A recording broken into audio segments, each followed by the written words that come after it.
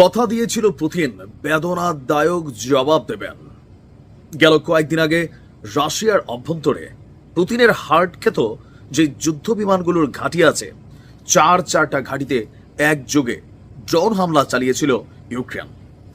গেল ৭২ ঘন্টা যখন এই সেলিব্রেশন করছে ইউক্রেন, তখন প্রস্তুতি নিচ্ছিল রাশিয়া কিভাবে এর কঠিন একটা জবাব দেওয়া যায়।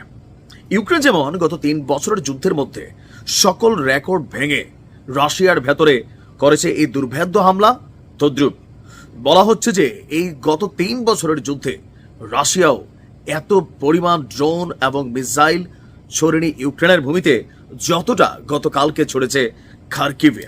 দর্শক, রাশিয়া ইউক্রেন যুদ্ধে নতুন মোড়।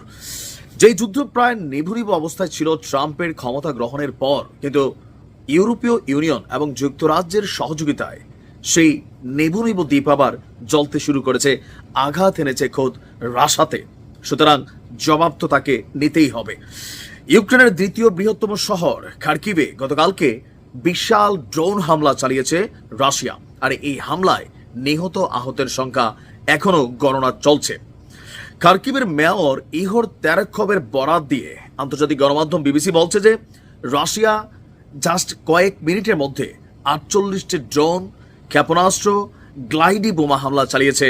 এছাড়াও খেরসন শহরেও চলেছে ব্যাপক তাণ্ডব। আপনার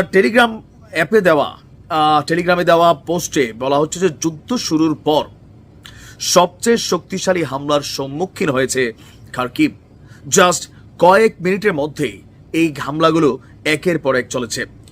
রাশিয়ার এই হামলাকে পরিকল্পিত সন্ত্রাসী কাজ বলেও অভিযোগ করেছেন মেয়র। তিনি বলছেন, প্রাথমিক তদন্তে অ্যাপার্টমেন্ট, ভবন, বাড়ি, ঘর, হাসপাতাল যা আছে এই লোকালয়ে প্রায় বেশিরভাগই ক্ষতিগ্রস্ত হয়েছে। বিবিসির প্রতিবেদনটি বলছে, খার্কিভের সম্ভাব্য ক্ষেপণাস্ত্র হামলা চালাতে পারে দ্বিতীয় ধাপে রাশিয়া, আর এই জন্য চালানো হচ্ছে আপনার সতর্কতা জারি। রাশিয়া বলছে কিয়েভ সরকারের সন্ত্রাসী কর্মকাণ্ডের প্রতিক্রিয়ায় সামরিক স্থাপনা লক্ষ্য করেই হামলা চালানো হয়েছে।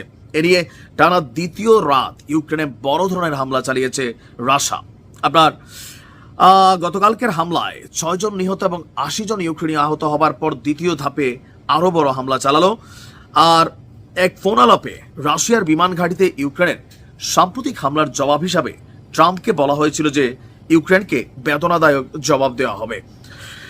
আর আমরা যদি দেখি, এই মুহূর্তে বিশ্লেষকরা বলছেন রাশিয়ার এই পাল্টা আক্রমণ এবং ট্রাম্প পুতিন কথোপকথনের মধ্য দিয়ে এটা স্পষ্ট যে চলমান এই যুদ্ধ আরো মোড় নিতে যাচ্ছে। আর আমরা দেখেছি যুক্তরাজ্য প্রায় ১ লক্ষ ড্রোন দিতে যাচ্ছে আপনার ইউক্রেনকে।